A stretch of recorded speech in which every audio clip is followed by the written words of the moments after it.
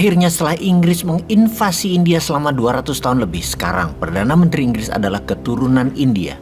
Yang mana istri Rishi Sunak lebih kaya dari Ratu Elizabeth II. Istri Rishi Sunak, Ashata Murthy, adalah putri dari Narayana Murthy, Bill Gates-nya India yang kekayaannya diperkirakan antara 60-80 billion dolar.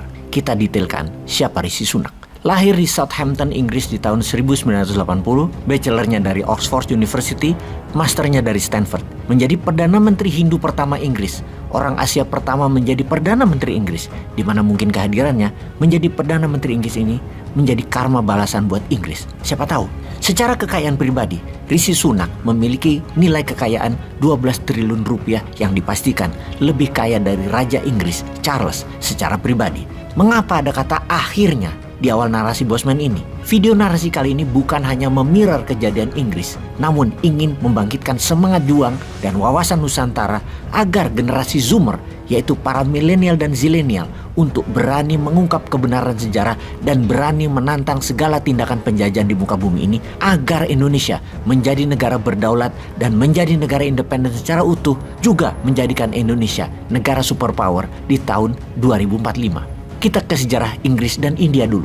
Ketika Inggris menjajah India, maka kalimat propaganda Inggris kepada dunia adalah "When British rule India". Ini adalah masa terbaik bagi bangsa dan negara India karena pembangunan terutama infrastruktur kereta api membuat India menjadi negara makmur seperti saat ini. Itulah bullshitnya propaganda, karena faktanya Inggris merampok India senilai 45 triliun dolar. Benar, setengah kekayaan dunia.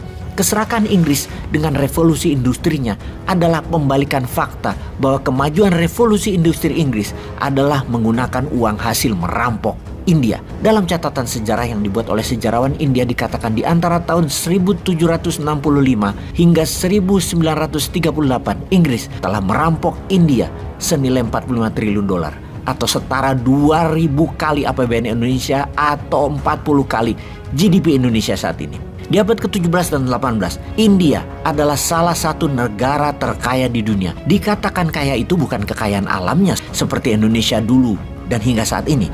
Namun kekayaan India sudah berupa material seperti emas, kain sutra, berlian, batu permata, dan banyak lagi teknologi tenun, metal dari India menjadi bahan dasar kemajuan revolusi industri yang diklaim oleh Inggris waktu itu. Juga hingga saat ini adalah berasal dari India. Ketika dipernyatakan bahwa Inggris merampok India, maka jawaban Inggris adalah Inggris memberikan India demokrasi, manajemen bernegara, dan jaringan kereta api, sebuah infrastruktur yang dibutuhkan untuk menyatukan India. Namun kita semua tahu harga yang dibayar India itu ratusan kali lebih mahal dari seharusnya. Penipuan dan penggoblokan atas klaim pembangunan infrastruktur di India oleh Inggris dengan harga mahal adalah sebuah penipuan sejarah dunia. Bahkan Inggris mengatakan mereka mengajari orang India berbahasa Inggris serta main kriket sebagai sebuah kecanggihan dan kebenaran atas perampokan yang Inggris lakukan terhadap India. Ada sebuah survei menarik di mana hasil akhirnya 2/3 penduduk Inggris yang dilakukan survei di tahun 2014 tersebut terhadap sejarah Inggris di India menyatakan bahwa Inggris telah memakmurkan India dan India seharusnya berterima kasih kepada Inggris. Sebuah pembalikan sejarah yang sangat cantik di Inggris.